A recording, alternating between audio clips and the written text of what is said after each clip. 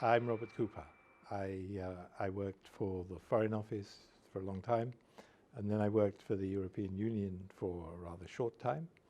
Enjoyed both, but in a way I enjoyed the European Union more.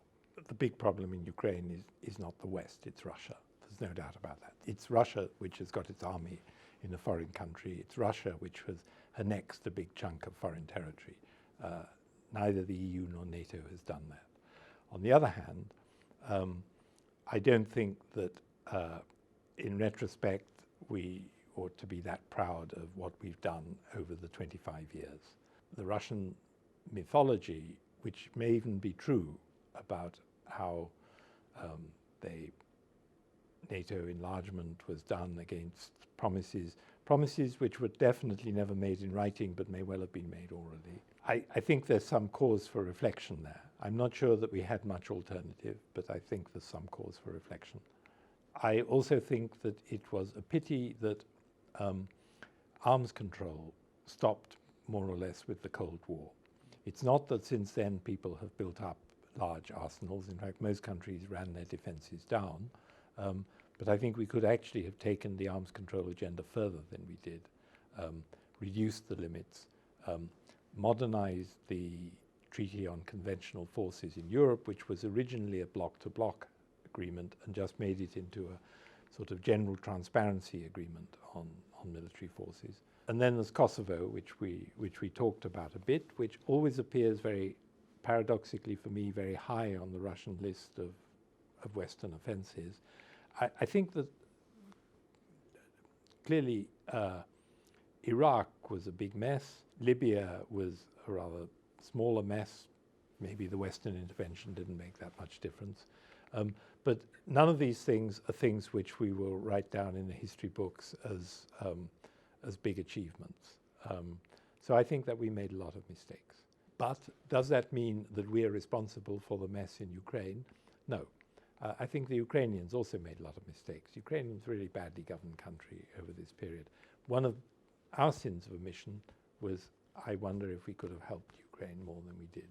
After the annexation of Crimea, President Putin made a speech in which he, at some length actually, compared the case of Kosovo and the case of Crimea. There's a first-class inconsistency, because if he says, what's wrong with what I've done in Crimea, it's just like Kosovo, then you would think he was a man who had recognized Kosovo. But Mr. Putin says that Kosovo is illegal and we're never going to recognize it. So why does he think anybody should recognize Crimea? But in any case, the two aren't comparable at all.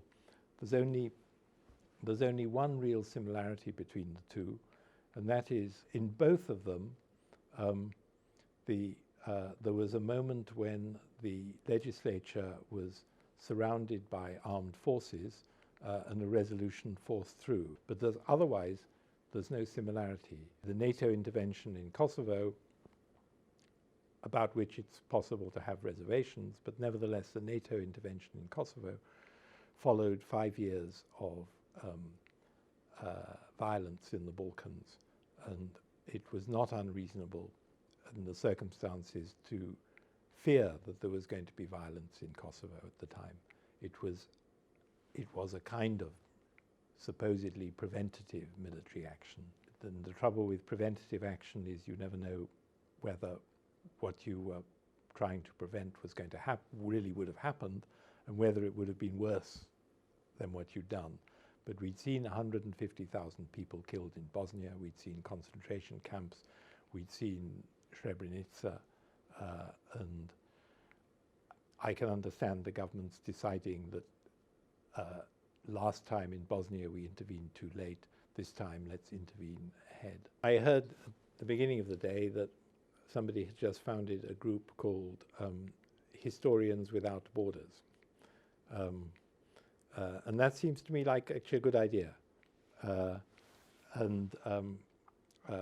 of the other participants said that the Russian textbooks at the moment all refer to broken promises about NATO enlargement, And they certainly all refer to NATO bombing Serbia without mentioning the rather complicated context of that. There is a war of narratives. That's not just for school textbooks. It's happening on the TV all the time. Even we had a little bit of it in the discussion because somebody referred to the civil war in Ukraine. I think that's a misleading description of what's happening in Ukraine. The bulk of the forces fighting the war there are Russian forces.